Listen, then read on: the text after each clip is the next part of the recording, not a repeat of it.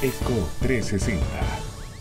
Estamos de vuelta en Eco 360. Recuerde que puede vernos en www.ecotvpanamá.com.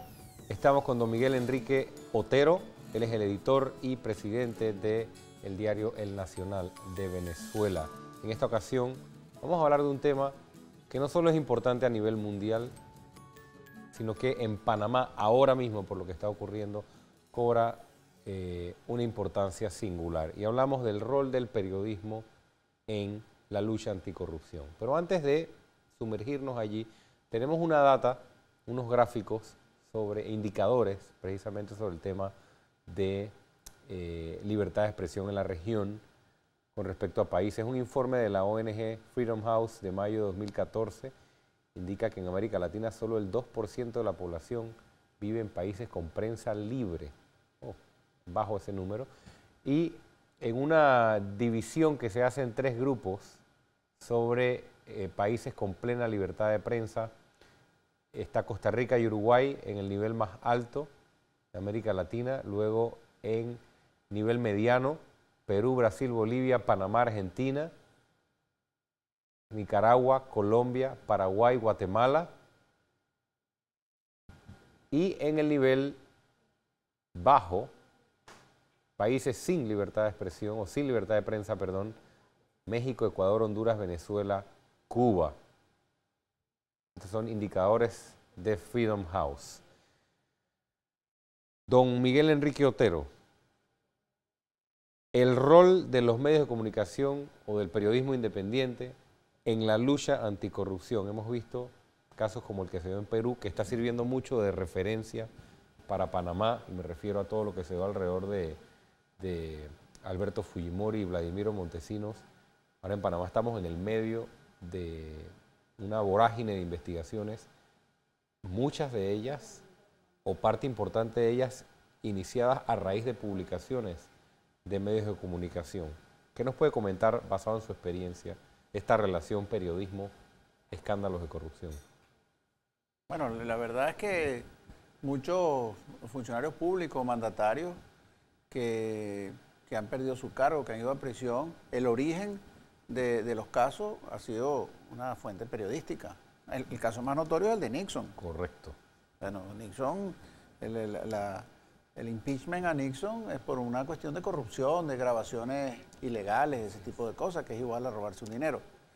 Pero ese es un tema que no es solamente latinoamericano, es universal. Así es. O sea, el periodismo es un instrumento muy importante en la lucha contra la corrupción y con la lucha contra las irregularidades. Y uno de los elementos más significativos de lo que es la prensa libre, o lo que es el papel, el rol de los medios de comunicación en las sociedades modernas, es específicamente el control sobre los gobiernos, sobre los gobernantes, sobre el poder en general. Y esto es lo que hace que la política en general le tenga tanta inadversión a los medios. Y trate de controlar, de influir, de manipular. Quería preguntarle por eso, tal vez un poco más adelante, pero ya que usted toca el tema, se lo pregunto ahora. Los medios tienen que blindarse, ¿no? Porque obviamente y ha habido casos, ¿no? O sea, el poder busca la manera, no solo el poder político, a veces el poder económico, busca la manera de influenciar estas unidades investigativas de los medios que se dedican a destapar casos de corrupción, y los medios también tienen que tener sus controles, y a veces ya sea vía dinero, vía pago, vía casos tal vez de violaciones a la ética periodística que se ven en algunas unidades, se penetra o se logra un poco suavizar o meter en el bolsillo, como decimos de manera más sencilla acá. ¿Qué hacen los medios o qué deben hacer a la hora de blindarse contra el poder? Bueno, es una situación complicada, porque el poder puede comprar medios. O sea, por una parte, el poder, literalmente puede amenazar medios, o comprar medios o comprar periodistas. Exacto. Puede amenazar periodistas, amenazar medios. Y también está la otra parte, que el medio de comunicación tiene un poder muy grande, que es de lo que estamos hablando. y a veces utilizan ese poder para hacer cosas ilegales o cosas que no son tan transparentes. Entonces, la sociedad es muy avanzada desde el punto de vista de la relación entre el poder y los medios, como el caso de los países escandinavos, o bueno, Freedom House puso el caso de Costa Rica, el caso de Uruguay. Bueno, hay un equilibrio en la sociedad que castiga muy fuertemente al periodismo que se pase esa línea, pero al mismo tiempo hay una transparencia en el flujo de información, en las cuentas públicas, en todo este mecanismo de funcionamiento del poder que permite que el periodismo pueda actuar.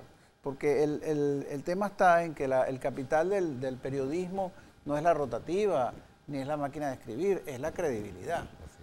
Y por eso es que cuando se producen estos momentos en los cuales el periodismo empieza a hacer una gran denuncia que puede tener consecuencias muy malas para el poder, entonces empiezan a desacreditar al medio. Es decir, el medio tiene intereses, el medio es un partido político, el medio es el que está corrompido, no el político. Entonces el ataque es contra el medio. Esa era la última pregunta que le iba a hacer muy brevemente. Muchos de los ataques a veces son de los políticos, es que el medio tiene intereses. El medio tiene intereses políticos, el medio tiene sus preferidos o sus tendencias o su ideología. Le pregunto, ¿es un pecado eso? O sea, los medios a veces toman partidos, los medios a veces tienen intereses. Ese no es el problema, porque por ejemplo parte de la libertad, ¿no? En los Estados Unidos los periódicos toman partido abiertamente. O sea, en América Latina somos un poco más reservados al respecto, ¿no? Pues, toman partido igual, pero no lo hacen como lo hacen en los Estados Unidos. En los Estados Unidos editorializan. Yo como periódico soy demócrata o republicano y lo endoso editorialmente. Pero el tema está en el profesionalismo del periodismo avanzado.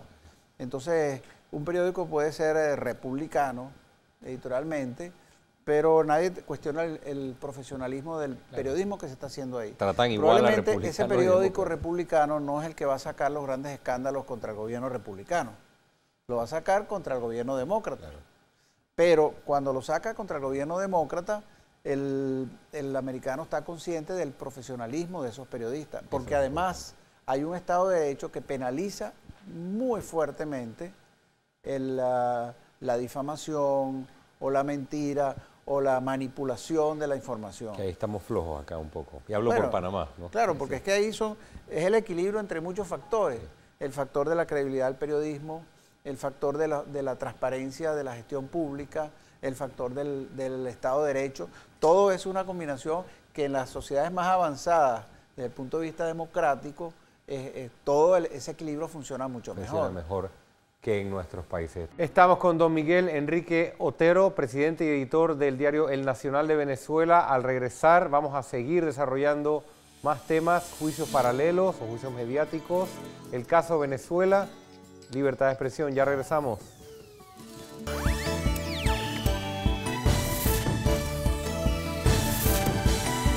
ECO 360.